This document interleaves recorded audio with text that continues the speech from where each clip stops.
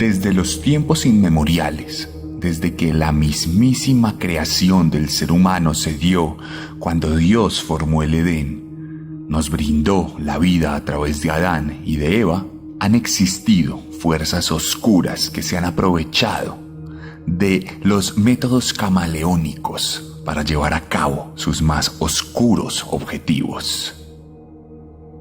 Cuenta la leyenda que la manzana de Adán y Eva traía dentro de sí el pecado, disfrazada de algo distinto. Fue la base para crear las dinámicas de comportamiento alrededor del veneno, esa sustancia oscura utilizada por todo tipo de psicópatas para llevar a cabo sus más oscuras necesidades y fantasías de muerte, pero también sus necesidades de lucro y su naturaleza de aprovecharse de los demás. El veneno ha sido parte fundamental de nuestra historia. Ha servido para librarnos de reyes, de héroes, de villanos. Ha sido utilizado por los débiles para poderse enfrentar en franca lid a los más fuertes. Ha sido la puerta de escape de los más cobardes, que aprovechan de sus bondades para poder salir indemnes de los castigos merecidos a lo largo de la historia. A través del uso del veneno, cortes enteras han sido acabadas. Personas han perdido la vida sin que nadie sospeche, y opositores políticos han dejado de ser una piedra en el camino de los déspotas más reconocidos de toda la humanidad. El veneno es un arma elegante. También es utilizado por muchos dictadores y villanos para huir de este mundo de forma indolora, en medio de una solemnidad de la derrota. El veneno, algo de lo que no hemos hablado a fondo en Serialmente y que hoy, sin lugar a dudas, es un protagonista, pues es el arma utilizada por la persona de la que hablaremos hoy. Bienvenidos, pues, a la 12ª entrega de la 3ª temporada de Serialmente en Pia Podcast. Un podcast con contenido muy gráfico. I can't seem to face up to the facts. I'm tense and nervous and I can't relax. I can't sleep 'cause my bed's on fire. Don't touch me, I'm a real live wire. Psycho killer, qu'est-ce que c'est? Fa fa fa fa fa fa fa fa fa fa. Better run, run, run, run, run, run, run away. Oh, psycho killer, qu'est-ce que c'est? Fa fa fa fa fa fa fa fa fa fa. Better run, run, run, run, run, run, run away. Oh, ay, ay, ay, ay, ay. Y antes de empezar el capítulo de hoy, les quiero hacer la recomendación de siempre, esta vez al inicio para que se animen a pasarse por mi Instagram, donde ahora tenemos un nuevo contenido para ustedes. Ahora, cada vez que vayan a nuestras redes sociales van a encontrar mínimo una publicación diaria sobre asesinos. Vamos a tener reels, vamos a tener publicaciones en términos de imagen, de video, memes, trivias, todo tipo de contenidos que ya están disponibles y que pueden compartir, que pueden dar like, que pueden guardar y que pueden comentar. Recuerden que siempre estamos muy atentos a todo lo que ustedes requieran y necesiten. Mis redes sociales son @elarracadas, @el_arracadas.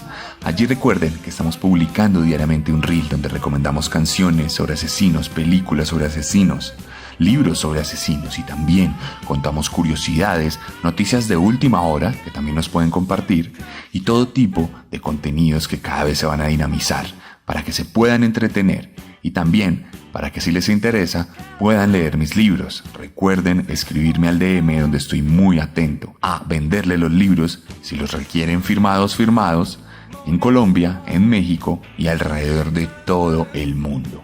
No duden en pasarse por allá. Recuerden mis redes sociales @el_arracadas en Instagram, cuenta de respaldo @serialmenteoficial y en TikTok estamos como @serialmente. En Facebook y en YouTube Pueden encontrarme como Sebastián Camelo. Dicho esto, vamos a entrar nuevamente a la materia de este capítulo, porque hoy les traigo una historia de una mujer. Hoy les traigo la historia de una persona que se volvió famosa en Argentina por cuenta de sus propias fechorías. Hoy les voy a contar una historia que también se volvió un ícono cultural, como puede pasar de forma constante en estos relatos sobre asesinos seriales. Hoy les voy a contar la historia de Gilla Morano, la envenenadora de Montserrat.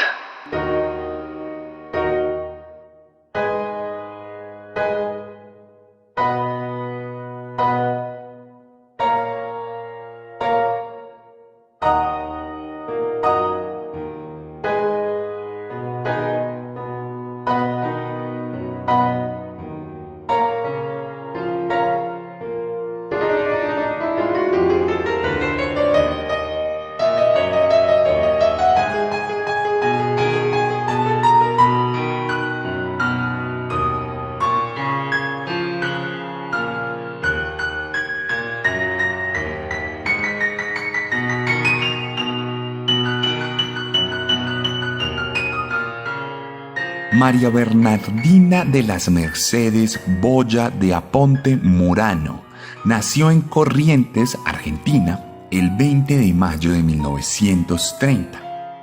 Fue la mayor de 3 hermanos en una familia de clase media-baja compuesta por un oficial del ejército y por una ama de casa. Uno de sus hermanos también se volvería más adelante oficial del ejército, por lo que era una mujer que estaba relacionada con las huestes militares de Argentina, que más adelante, como vamos a ver en esta historia, tienen que ver de forma indirecta en la manera en que se posicionó nuestra protagonista en la sociedad, pues Argentina sufriría una dictadura militar de la que vamos a hablar un poquito más adelante. Desde muy pequeña, Gilla tuvo una personalidad muy particular. Era una jovencita tremendamente histriónica, que disfrutaba muchísimo ser el centro de atención, que le encantaba sentirse por encima de los demás y que no veía como iguales a quienes le rodeaban. Se cree que Gilla no tuvo problemas particulares en términos de crianza, aunque sí tuvo comportamientos que nos dan a entender que más adelante iba a ser una persona dada al mal. Gilla no podía compartir. Ella no tenía como prioridad ayudar a quienes le rodeaban, sino se tenía a sí misma como una sola persona que merecía todo. Era efusiva, le gustaba, como les digo, ser el centro de atención y siempre tenía pensamientos misteriosos que no compartía con las demás personas. En el colegio tuvo un proceso normal. Vivía en la provincia de Argentina, en un lugar que no era particularmente grande, y esto le permitió resaltar, ser una mujer distinta, que terminó sus clases de forma exitosa y que de hecho estudió licenciatura para convertirse en profesora. Se volvió docente, pero nunca ejerció, porque en ese preciso instante, su familia, por cuenta de la carrera de su padre, decidió irse a vivir a Buenos Aires, la capital gigantesca del país gaucho, donde coincidía la mayoría de la población, donde había muchísimas más personas que de alguna u otra manera le impedirían a Gilla ser el centro de atención, resaltar de formas particulares. Y entonces, ahí tenemos el primer choque. Cuando Gilla termina por vivir, siendo aún muy joven, en Buenos Aires, se da cuenta que no encaja, se da cuenta que no tiene un lugar en ese mundo. Ella era protagonista en Corrientes, pero en Buenos Aires no era el centro de atención de ninguna manera. Era una más. De hecho, era considerada una suerte de campesina, alguien de provincia que no creció y que no se habituó a esa capital implacable y gigantesca que es Buenos Aires ciudad. Esto, sin lugar a dudas, generó una serie de remordimientos y resentimientos en nuestra protagonista, lo cual empezó a configurar dentro de su cabeza una necesidad nueva de atención, una necesidad nueva de reivindicación que le permitiría ser querida por quienes le rodearan, ¿A las buenas o a las malas? Tenemos entonces los primeros cimientos de lo que sería una personalidad psicópata que, a como dé lugar, tenía que lograr el objetivo de ser admirada y reconocida. Gilla, cuénteme, ¿usted está en un geriátrico? En un geriátrico, Mirta, que te digo que no es geriátrico. Es como si yo entrara al hotel principal. ¿Ah, sí? Sí. Porque la trata muy bien y todo es muy agradable. Por favor. Mira, yo tengo una persona que se ocupa nada más que de mí. En este momento de la historia, Gilla entendió que las castas sociales estaban demasiado marcadas en la capital. En el pueblo todos eran un poco más iguales, pero en Buenos Aires era muy clara la frontera entre ricos y pobres, algo muy común en nuestros países latinoamericanos. Gilla no vivía en la miseria, pero tampoco era una mujer opulenta. Vivía en una casa muy sencilla que tenía problemas estructurales y que quedaba en la periferia. Pero sabía que tenía algo a su favor. Su padre, el militar, era una persona que hacía parte de los mismos que gobernaban por aquel entonces. La dictadura militar de Argentina fue un periodo implacable en el que la sociedad vio coartadas sus libertades civiles, sus libertades de reunión y sus libertades políticas. Se sabe y se cree que la dictadura argentina fue responsable de la muerte y de la desaparición de cientos, si no miles, de estudiantes, cuyo único pecado fue disentir. De tal manera, toda la sociedad argentina se vio englobada en una serie de gobiernos militares que determinaron muchas cosas de su comportamiento. Y Gilla, desde su frialdad, tenía muy claro esto. Ella sabía que por ese lado podía jactarse de ser la hija de un militar, lo cual le abriría muchas puertas. Ahorró dinero y comenzó a comprar ropa cara. Comenzó a comprar las mejores vestimentas, las marcas más finas, y así pudo insertarse lentamente en la alta sociedad de Buenos Aires. Empezó a visitar los clubes, los restaurantes, los cócteles. Con su figura delgada y su alta estatura empezó a volverse una persona llamativa para los demás, y entonces se comenzó a presentar como una opulente mujer de negocios que sabía manejar el dinero de forma perfecta y que se rodeaba de los más reconocidos miembros de la dictadura y a su vez de los empresarios aliados que tenían negocios con estos. Todo era una absoluta mentira. Su padre, aunque militar, en realidad no tenía ningún acceso al gobierno. Y su madre seguía siendo una ama de casa sin ingresos económicos tangibles. Todas estas triquiñuelas de comportamiento y de mimetización en esta sociedad le permitieron conocer al que sería su primer esposo, Antonio Murano, de quien heredaría el apellido que recibiría más adelante y que la volvería mundialmente famosa. Antonio, sin embargo, era un hombre tradicional, y por tradicional me refiero a anacrónico. Creía firmemente en todos los mandatos religiosos alrededor de la mujer y el hombre, razón por la cual le prohibió a Gilla trabajar y le dijo que su única labor era servirle al hombre, ser ama de casa. Y aunque esto parece que de una u otra manera coartó la libertad de nuestra protagonista, en realidad le dio la libertad absoluta para tener el tiempo libre de seguirse moviendo en la sociedad, ahora ya como la esposa de un abogado prestante y la hija de un militar, sin que su esposo, trabajando en otro lugar, sospechara de lo que estaba ocurriendo. De hecho, en este punto de la vida, Gilla aprovechó esa soledad en sus tiempos libres y le fue infiel en repetidas ocasiones a su esposo. Se metió con bastantes hombres de la vida rica de Buenos Aires, se volvió amiga de muchas mujeres, de muchas esposas, de muchas amantes, y esto le permitió cada vez más insertarse de forma genuina y no tan camaleónica en esta alta sociedad. Cuestión que con Antonio tuvo un hijo, Martín, el único hijo que tuvo de hecho a lo largo de su vida. Esto tampoco le impidió seguir siendo una mujer reconocida como alguien de negocios en esa sociedad. Le encantaban los planes típicos de la alta sociedad. Le encantaba tomar el té, le encantaba comer croissants de jamón, de queso, de lo que sea. Le encantaba disfrutar en los clubes de conversaciones, de debates y de todo tipo de vicisitudes de la vida de quienes tienen asegurado su insumo económico. Entonces, allí comenzó a proyectarse como inversionista. Empezó a decirle a todos aquellos que le rodeaban que tenía un modelo de negocio fantástico en el que recibía dinero y lo devolvía con más de 20% de interés. Una especie de pirámide, porque en realidad todo se trataba de un fraude. Gilla alcanzó a reunir más de $300,000 a lo largo de este tiempo, y aunque devolvía una parte, pronto la pirámide se hizo insostenible y tuvo serios problemas en la medida que no podía devolver el dinero ni siquiera con intereses a aquellos que le rodeaban.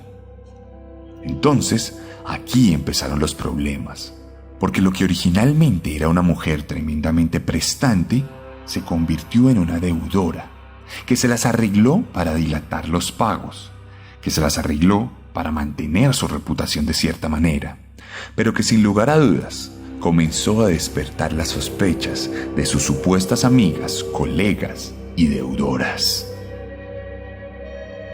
Pero te digo la verdad que todo lo que se dijo Mirta, porque dejo para el final decirte dónde las famosas de lo que a mí se me ha acusado no existieron. ¿Usted es inocente? Nadie lo va a creer. Yo te lo puedo asegurar, Mirta. ¿Y quién mataba a esta señora? Por la vida de mi único hijo. Jamás maté a nadie. No me interesa si me creen. Siendo el año de 1979, más exactamente el 10 de febrero, una de sus grandes amigas, que también le había prestado dinero, se reunió con ella. Se llamaba Nilda Gamba y tenía negocios de préstamo, le había prestado varios miles de dólares y estaba esperando su retribución. Nilda invitó a Gilla a su propia casa y la recibió para hablar de esta devolución del dinero. De momento, todo era cordial, todo era tranquilidad. Parecía que no había una gran disputa y aunque Nilda necesitaba el dinero, la verdad es que tampoco quería perder esa importante amistad de la prestante hija de aquel hombre de la dictadura.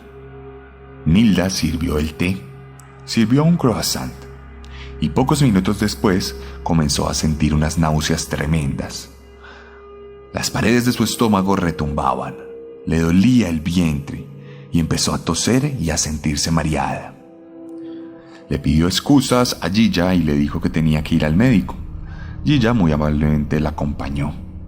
Y entonces el doctor concluyó que simplemente se trataba de una suerte de intoxicación con el té o con el croissant. Le pidió que descansara. Gilla, muy presta, se ofreció a cuidarla esa misma noche, sin saber que sería la última noche de Nilda, pues moriría de un paro cardíaco. Su amiga, muy preocupada, llamaría a un médico conocido. Le diría a ese médico conocido que por favor le ayudara a firmar el certificado de defunción. Le dio un dinero para facilitar este proceso, acusando la necesidad de evitarle dolores de cabeza a los familiares. El doctor, tras recibir un pequeño incentivo económico, cedió a la firma, pues determinó que como todo había sido un paro cardíaco sin ningún tipo de trauma, no era necesidad la autopsia. Luego vino el sepelio y el entierro. Gilla fue la primera en llegar. Lloraba, desconsolada. Le gritaba al cielo por haber perdido a su amiga. Y se mostró totalmente derrumbada por cuenta de esta muerte. Luego del entierro pasaron 2 días. Gilla, aún consternada por aquel fallecimiento, decidió encontrarse con Chicha Formiciano, otra de sus grandes amigas de grandes recursos a la que también le debía dinero. Gilla la invitó a hablar de Nilda.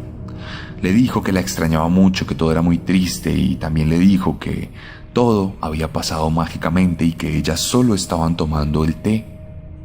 Aprovechó para ofrecerle un té y minutos después se retiró de la casa agradeciendo la promesa de pago de aquella deuda que mantenían.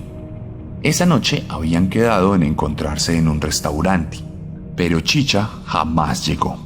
No apareció y nadie supo nada de ella. Gilla guardó silencio, no quiso entenderse del tema y simplemente se alejó del lugar. Pasaron los días y siendo el 22 de febrero, los vecinos de Chicha denunciaron que de su casa salía un olor putrefacto. Olor putrefacto que resultó ser ella descomponiéndose, pues la misma noche de aquel día en el que se había encontrado con Gilla había perdido la vida, nuevamente, por un paro cardíaco. La tragedia se cernía sobre la vida de Gilla. Se sentía tremendamente consternada por haber perdido a sus amigas. No sabía si ella iba a ser la siguiente, y entonces quiso ayudar. Quiso ir nuevamente a este mismo médico, darle el mismo incentivo y pedirle que firmara el certificado de defunción. Ayudó a su familia. Y como la muerte fue natural, nuevamente no hubo autopsia. Nuevamente hubo un entierro. Nuevamente Gilla maldijo al cielo mientras lloraba. Y nuevamente la gente comenzó a preguntarse por qué estaban muriendo las mujeres de la alta sociedad. Y es que pasaría un mes. Llegaríamos al 24 de marzo y Gilla se pondría una cita con la única amiga que le quedaba, Mema del Giorgio Venturini, una evidente hija de inmigrantes italianos que se había convertido en una prestante mujer de la sociedad argentina. Tomarían el té, comerían croissant y Mema comenzaría a sentir náuseas.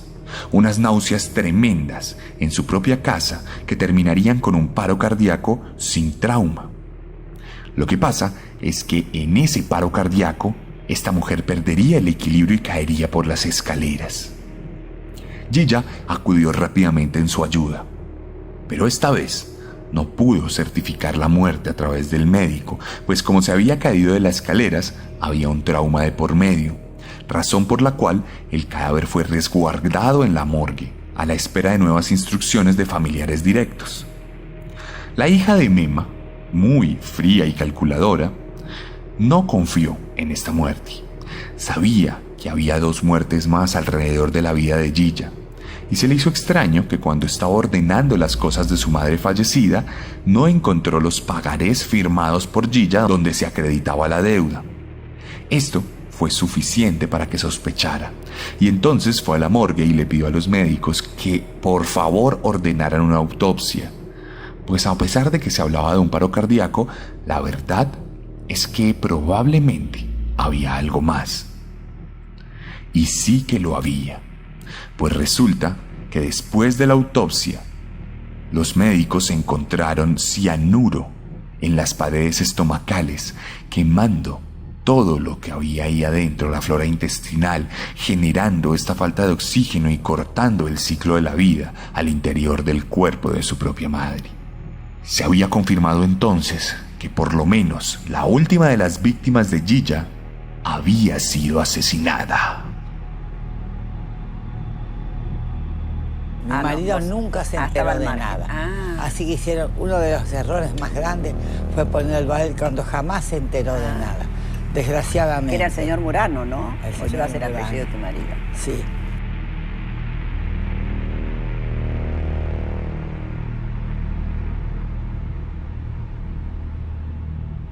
Cuando las noticias llenaron todos los diarios y las portadas comenzaron a imprimirse, la sociedad argentina estaba completamente obnubilada por las noticias de muerte. Una cosa es que aparezca una mujer muerta en un barrio marginal. Menos nos importa si es una trabajadora sexual. Pero cuando estamos hablando de la esposa de un prestante empresario que sostiene la economía argentina en su alto nivel, aquí sí tenemos serios problemas. Aquí sí estamos hablando de un crimen a resolver. La policía fue prestante. No pasó ni un mes y el 27 de abril del mismo año 79, Gilla sería capturada en su casa en Montserrat. No mostró ningún tipo de resistencia. Ella sabía lo que venía desde el momento en que se anunció el asesinato. No calculó nunca que se hablara del envenenamiento. Y los medios de comunicación ayudaron mucho a visibilizar este caso, aunque lo hubieran hecho de una forma particularmente distinta. El caso es que no había una prueba reina que determinara que fue Gilla quien envenenó a las personas. Los cuerpos de sus otras dos amigas ya estaban un poco más desgastados, razón por la cual los restos de cianuro eran difíciles de encontrar. Por lo pronto, el caso llegó a durar hasta 3 años. En 1980, un día de repente apareció desmayada en la cárcel y descubrieron los policías y los médicos que ella tenía un tumor en la cabeza, razón por la cual tuvo que salir de la prisión para ser operada y ser mantenida con vida en aras de la verdad. Verdad que no llegaría pronto, pues en 1982 un grupo de jueces decidiría que no tenían las pruebas suficientes para llevar a cabo el juzgamiento final y la determinación de un veredicto de culpabilidad. Gilla, por su lado, agradeció que los jueces creyeran en ella y les envió bombones de regalo. Sin embargo, en 1985, y luego de haber pasado su segundo matrimonio, el caso se reabrió. La atención fue recapturada y esta mujer, que se había olvidado de todo lo que había pasado, nuevamente estuvo en el spotlight de la sociedad argentina. Fue llevada a juicio y allí, en este caso, pudieron armar nuevamente toda la acusación de asesinato. Lograron conectar a Gilla con el veneno utilizado en los cadáveres. Lograron certificar que ella ponía pequeñas cápsulas de cianuro en el té que le brindaba a sus amigas. Y lograron asegurar que ella se ahorró el pago de las deudas, curiosamente, luego de estos asesinatos. Entonces, en este caso, unos jueces que no recibieron bombones determinaron la culpabilidad de nuestra protagonista y la condenaron a cadena perpetua. Parece que la justicia había llegado a la sociedad argentina. Se atiende ella al teléfono y dice, pero otra más. Cada vez que me llaman por teléfono es para avisarme que alguna amiga mía murió o le pasó algo. Claro, en un mes murieron las 3. Escúchame, 2 más 2 es 4. Murieron 3. Las 3 tenían pagarés con vencimiento para esa fecha. Aparecen las 3 muertas. La única persona que la vio con vida es la última persona, que la vio con vida es Gilla Murano. Pero si ustedes son de Latinoamérica y son asiduos oyentes de Serialmente, sabrán que la justicia nunca termina de llegar verdaderamente. Por aquel entonces, en Argentina, había una ley que se llamaba 2x1. A un reo le contaban el doble del tiempo que había pasado en la cárcel antes del juicio, y esto lo hacían para que no se estancara ningún tipo de caso y pudieran agilizar el sistema judicial. En la práctica, esto naturalmente no servía para agilizar nada y simplemente permitía que hubiera impunidad. Por eso, de cadena perpetua, nuestra protagonista pasó a cumplir apenas 16 años de cárcel. Salió en libertad en los años 90 y entonces fue la sensación de la prensa. Se convirtió en una estrella. Nuevamente envió bombones a los que la liberaron y empezó a cobrar por las entrevistas. Cada vez que un medio de comunicación quería hablar con ella, le exigía dinero a cambio. Contaba sus historias y tenía un particular juego en el que decía que la verdad de todos los casos la guardaba en su bolso. Sacaba un papel ante las cámaras y decía que solo le iba a contar esa verdad a quien pagara por ella una módica suma de miles y miles de pesos y dólares. Nuestra protagonista empezó a mojar pantalla, como decimos en Colombia. Todos sabían quién era Gilla Murano. La veían como una afable abuelita que hacía chistes todo el tiempo, que aseguraba que no había matado a nadie, pero que por favor no le recibieran jamás una invitación a tomar el té. Invitaba a todos los demás alrededor de ella a que se tomaran un té en tono de chiste.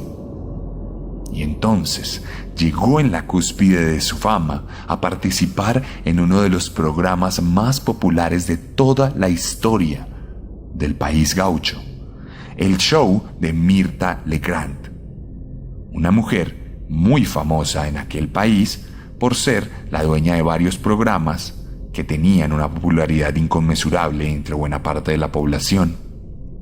En uno de estos, siendo 1999 y habiéndose casado pocos días antes, se animó a comer con Mirtha Legrand, a hablar de su vida, obviamente siempre negando los hechos, pero haciendo chistes al respecto y reconociendo que era la famosa Gilla Murano. Resulta que ese esposo que tuvo en ese momento decidió separarse de inmediato, pues no sabía la verdad, y aseguró que primero muerto se quedaba con ella antes de exponer su propia vida ante un envenenamiento de la popular envenenadora de Montserrat. Gilla continuó su vida.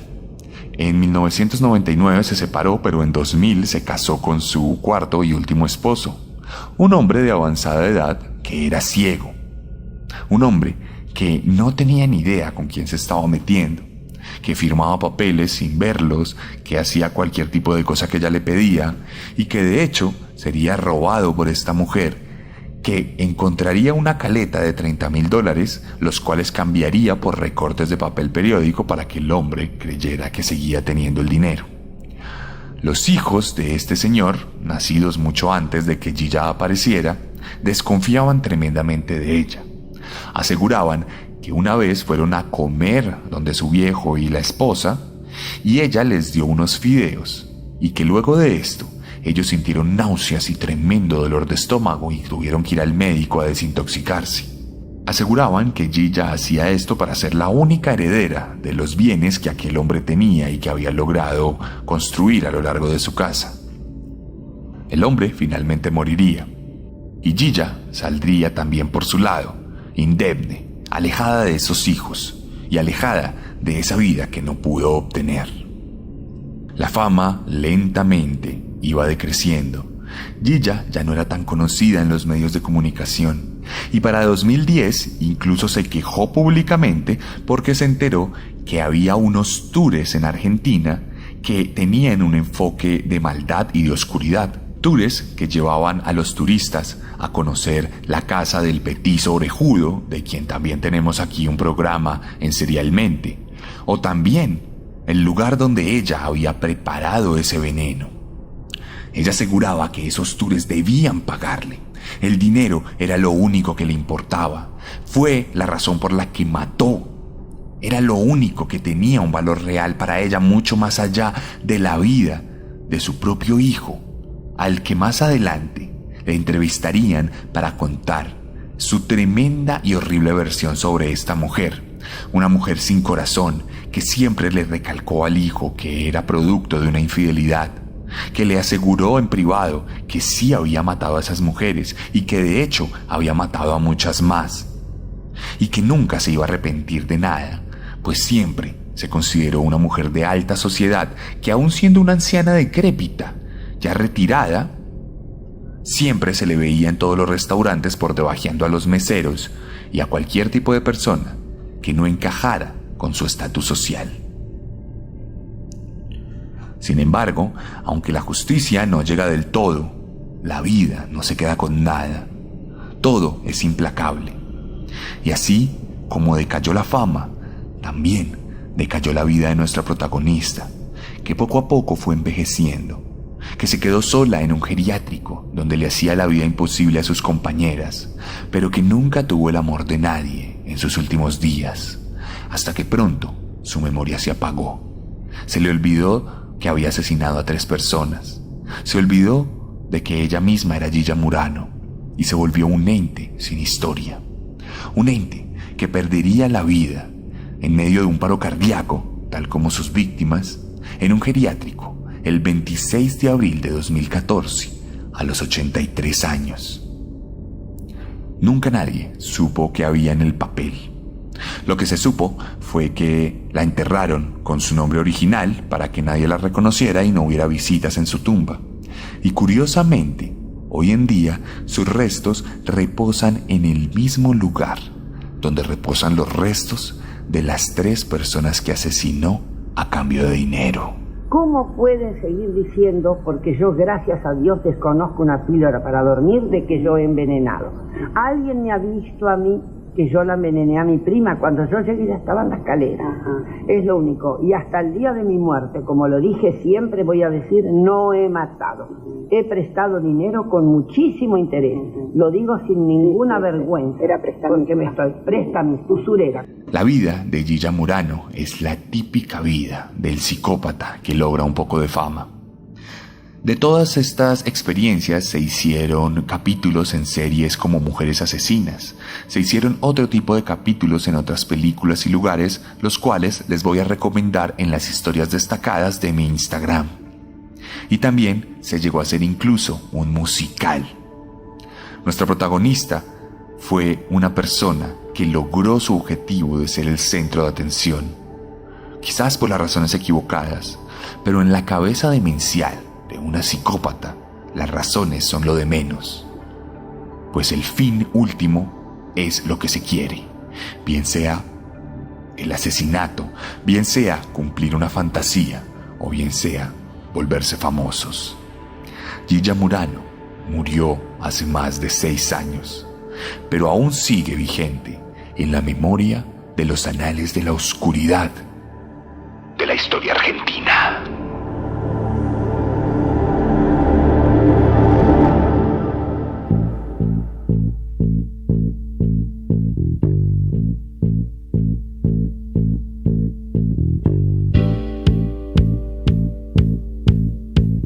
Y esta fue la historia de Gilla Murano aquí en Pía Podcast, una de las más votadas en nuestra tercera temporada a petición del público, en la que ustedes mismos nos dijeron de quién debíamos hablar. Recuerde que si le gustó este podcast, la mejor manera de ayudarlo es recomendándolo.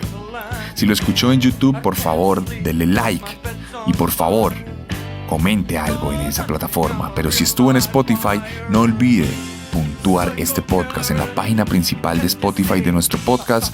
Ahí le puede dar 5 estrellas si le gustó y luego irse a compartirlo a Instagram para que la gente conozca esta historia y para que todo aquel que hable de asesinos sepa que en cada país hay un protagonista de maldad.